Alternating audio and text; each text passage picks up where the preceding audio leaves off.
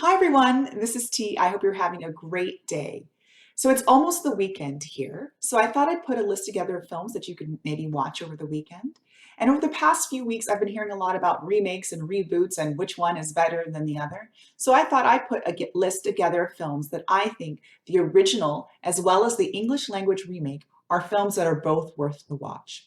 So the first pairing of films on my list starts with a 2011 French film starring Francois Cluzet and Omar Sy called The Intouchables. And it was remade into English into a film called The Upside starring Bryan Cranston and Kevin Hart. The general premise for both of these films is that it centers around a paraplegic wealthy man who is looking for a full-time caregiver. He ends up finding him in the most unexpected way, and the film goes on to sort of explore their relationship and the friendship that develops between them. The first time I watched The Untouchables, I thought that it might be a little bit overly sweet and melodramatic, but I was proven wrong. It was a very funny film with some drama mixed in, but I really enjoyed it.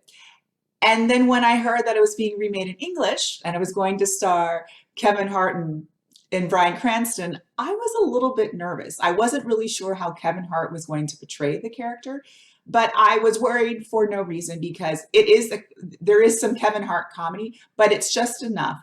And the chemistry between he and Bryan Cranston is excellent, and it made me enjoy the film as well. I definitely think that if you've seen The Upside, you should watch The Untouchables. I do prefer the original French film more so than the remake, but I do think that both are worth a watch. So the second pairing of films on my list, we're moving into epic territory, and we're going to start out in feudal Japan, and I'm talking about 1954's Seven Samurai by Akira Kurosawa and its remake, The Magnificent Seven, the 1960 version with Yul Brynner and Steve McQueen and Eli Wallach. And the general premise of both of these films is that it centers around a small village that is being attacked by outside sources. Their property is being taken, their land is being taken, so they're on a quest of a way to defend themselves, which leads upon a search for either the Seven Samurai or the Magnificent Seven, depending on the film. Both these films, I think, are excellent. The use of sound and music, or lack thereof, in both of these films is very good. An interesting example of this, at least to me, are the opening title sequences that are used in both films. In The Magnificent Seven, it opens up to sort of this majestic score. It sort of evokes wide open spaces, the potential of optimism. It almost sounds Copland-esque. And I will actually say that I'm sure that I heard the theme of The Magnificent Seven long before I ever watched the film. So there's definitely this sense of hopefulness when you're watching the opening of The Magnificent Seven.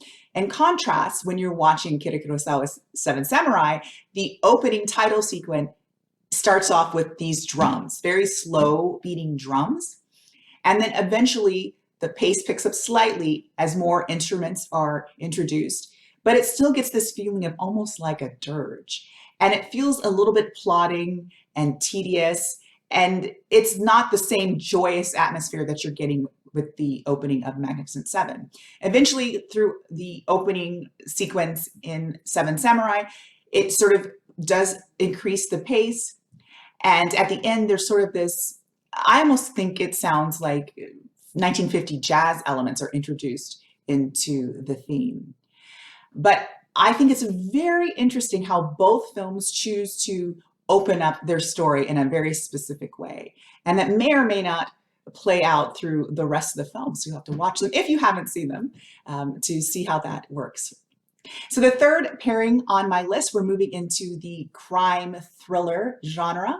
And the first film is a 2002 film, stars Tony Leung-Chi-Wai, Andy Lau, Eric Tsang, and Anthony Wong, and it is Infernal Affairs. It was remade in 2006 to a Martin Scorsese film that stars Leonardo DiCaprio, Matt Damon, Jack Nicholson, and Martin Sheen.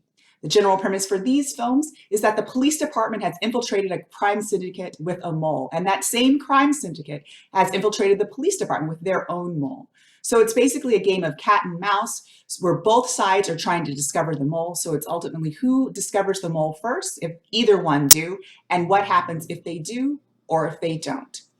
I think the premise for both of these films is super interesting and very good. I will say that my personal preference is for Infernal Affairs. It does have Tony Lin Chihuahua, who is one of my favorite actors, so maybe I'm a little bit biased. But I do think that the overall plot is a lot more succinct in Infernal Affairs, and it sort of makes a little bit more logical sense than The Departed. I think they're both very good movies. Infernal Affairs is a quintessential early 2000 Hong Kong action drama, so keep that in mind. And The Departed is a Scorsese film. It has all of the tropes that sort of Martin Scorsese uses in a lot of his films, but I definitely think both are worth the watch. So if you are interested in looking into a buddy, comedy, feel-good drama, check out The Untouchables and The Upside. If you're wanting to see an epic Western Eastern, look at The Seven Samurai and the 1960 version of The Magnificent Seven. And if you want a little bit of thriller, intrigue, action, watch Infernal Affairs and The Departed.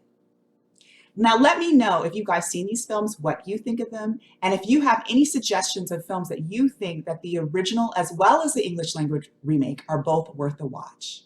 I hope all of you have a really great day and a great weekend. And remember, you're never too old and you're never too young to learn something new. This is T. Ciao.